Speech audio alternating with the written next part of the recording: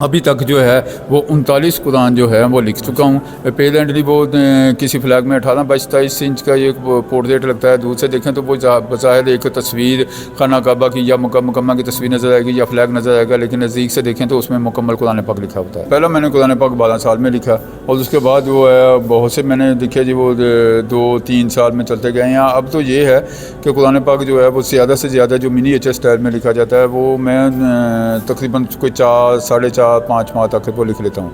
और अभी ये जो है ये मैंने एक रिकॉर्ड बनाने के लिए ये काम शुरू किया कि 15 दिन में लिखना है, क्योंकि Guinness book of world record में है कि उन्होंने जो है 20 आदमियों ने 24 घंटे मुसलसल काम करके कुरान पाक लिखा था। इसका मतलब वो 480 घंटे बनते हैं, लेकिन मैं 360 घंटों में इसको जो है 15 दिन में कंप्लीट करूँगा और अकेला करूँगा इंशाल्लाह। माशाल्लाह आप रिकॉर्ड कायम कर रहे हैं। इंशाल्लाह ये रिकॉर्ड होगा और रिकॉर्ड ब्रेक भी होगा और record Guinness book of world record में हम शामिल